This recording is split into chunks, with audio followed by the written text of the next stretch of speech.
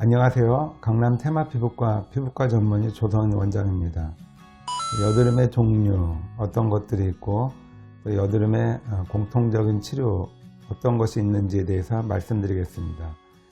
여드름은 굉장히 흔한 질환이지만 그것을 잘 이해하고 또 적절한 치료를 받는 것은 간단하게 보일지라도 쉽지 않은 경우가 많습니다.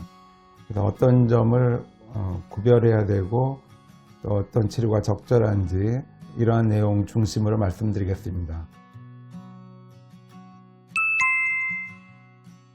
가장 흔히 보는 여드름을 이제 보통 여드름이라고 하는데요.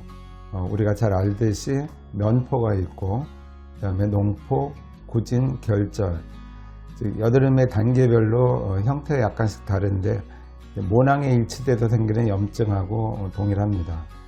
모낭, 모공에 일치돼서 생긴다는 점이 굉장히 중요하고요. 이것이 다른 질환과 구별하는 아주 중요한 요점, 핵심이 될 수가 있겠습니다.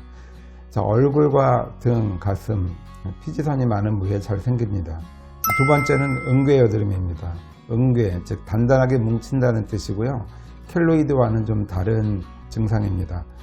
보통 여드름 소견과 더불어서 염증이 크게 생겨서 마치 고름주머니가 생기고 고름주머니와 고름주머니 사이가 연결되어서 굴, 터널을 형성하는 증상이 있고요. 또 고름주머니가 섬유화되면서 아주 단단하게 뭉치는 응괴 여드름, 즉 평소 보는 심한 여드름이라고 보시면 되겠습니다. 자, 세 번째는 전경 여드름이라고 있는데요. 여드름이 갑자기 진행해서 전신 증상, 즉 열이 나거나 통증이 아주 심하면 쇼크에 빠지는 경우가 있습니다. 이와 같이 굉장히 심한 여드름이 생기는 경우가 있습니다. 자, 네 번째는 여드름과 상당히 유사한데요. 여드름과 꼭 구별을 해야 될 질환 중에 하나가 여드름량 발진입니다. 즉 여드름과 비슷한 발진을 나타내는 증상인데요. 크게 보면 이제 여드름 범주 안에 들어 있습니다. 자, 여드름과 굉장히 유사한데 여드름이 잘 안 생기는 부위에도 잘 생깁니다. 대표적인 부위가 어깨 위, 팔의 바깥쪽, 이러한 부위에도 같이 생기는 발진이고요. 주로 이제 성인 때 잘 생깁니다. 즉 사춘기 때 생기는 여드름의 발생 시기와는 좀 다르고요. 약을 드시거나 어떤 화학물질에 노출되거나 자외선이나 방사선 치료 등과 같이 여드름을 발생시키는 유전적인 소인 이외에 다른 물리적인 요인이나 화학적인 요인이 원인이 되는 경우가 있습니다. 자, 다섯 번째는 켈로이드성 여드름입니다. 이 켈로이드 여드름은 주로 남자에 잘 생기고요. 염증이 심한 부위에 튀어나오면서 붉고 통증이 있고 가려운 여드름을 의미합니다. 얼굴 중에 잘 생기는 부위는 입 주위나 턱처럼 많이 움직이는 부위에 잘 생기고요. 켈로이드와 굉장히 유사한 형태를 나타내겠습니다. 자, 여섯 번째는 주사라고 해서 얼굴 중앙이 붉어지면서 여드름과 같은 발진이 생기는 증상입니다. 혈관 질환과 여드름이 이제 혼합된 형태로 나타나는데요. 일상에 상당한 지장을 초래하는 경우가 많습니다. 자, 마지막 일곱 번째는 입 주위 여드름입니다. 보통 생리 때 잘 생긴다고 이제 말씀을 하시죠. 입 주위에 염증성 구진이나 농포가 잘 생기고요. 어린이나 젊은 성인에서 잘 생깁니다. 특히 여성분들이 생리 주기에 맞춰서 잘 생겨서 성인형 여드름 이렇게 표현하기도 하겠습니다.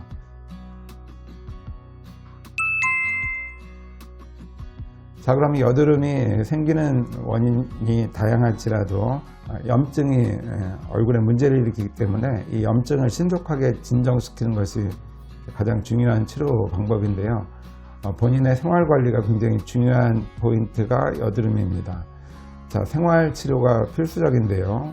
음식을 주의하셔야겠습니다. 제가 적어 놓은 이와 같은 음식을 자주 드시거나 과다하게 섭취하시면 여드름이 생기는 것을 훨씬 강화시키거나 오래가게 할 수 있겠습니다. 자, 두 번째는 스트레스 조절이죠.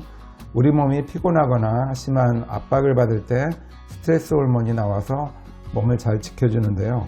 이것이 피지 분비를 심하게 만들어서 기존의 여드름을 악화시키겠습니다. 따라서 스트레스를 천천히 받거나 덜 받는 쪽으로 생활 관리를 잘 하시는 것이 아주 중요하겠습니다. 그 세 번째는 세안 방법인데요. 여드름은 얼굴이 지저분해서 생기는 질환이 절대 아닙니다. 따라서 열심히 닦는 분들이 좀 계신데 열심히 얼굴을 세안을 하시면 최종적으로는 여드름이 심해지겠습니다. 그래서 여드름이 있는 분은 최소한의 세안, 짧고 간단하게 세안을 마치시기를 권해드리고요. 보습을 잘 하셔서 건조해짐으로 말미암아 각질이 두꺼워져서 모공이 막히는 것을 잘 피하셔야 하겠습니다.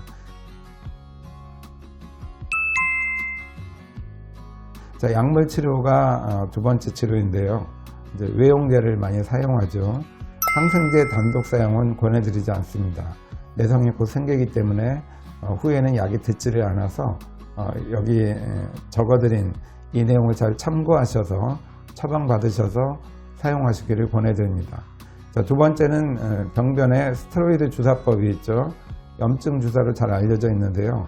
모든 병변에 권해드리지는 않고요. 염증이 심하거나 아니면 염증이 1주나 2주 이상 지속되어서 많이 불편한 경우에 국한해서 치료를 권해드립니다. 세 번째는 먹는 약에 대한 치료입니다.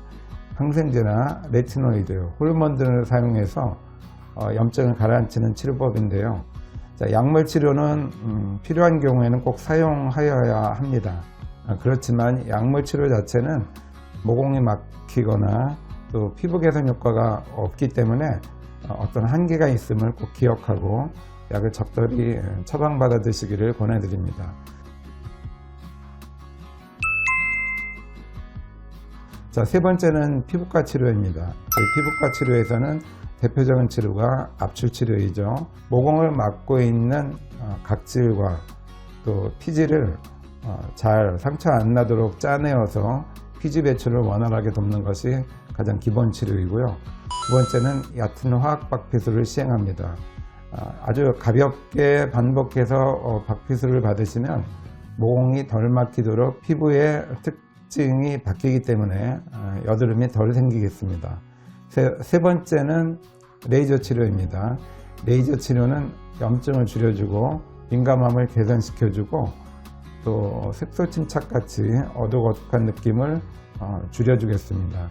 따라서 염증을 빨리 끝내야 될 상황이나 아니면 미용적으로 많은 문제를 일으킬 때 레이저 치료를 통해서 많은 도움을 얻을 수 있겠습니다. 자, 마지막 치료는 고주파로 피지선을 줄이는 치료인데요. 염증이 심한 부위, 즉 그대로 두었다가는 흉터가 남을 가능성이 높은 경우에는 국소적으로 고주파를 이용해서 피지선을 집중적으로 줄이겠습니다. 피지선이 작아지면 피지 분비량이 떨어지기 때문에 해당 부위의 염증이 빨리 끝나면서 향후 재발이 많이 억제되겠습니다. 자, 이와 같이 여드름은 다양한 타입이 있고요. 실제적으로 구별하기가 쉽지가 않은 경우가 있습니다. 전문의 진료를 통해서 꼭 본인의 여드름이 어떤 타입인지 확인받으시고 이에 대한 적절한 치료 받으시기를 권해드립니다. 감사합니다.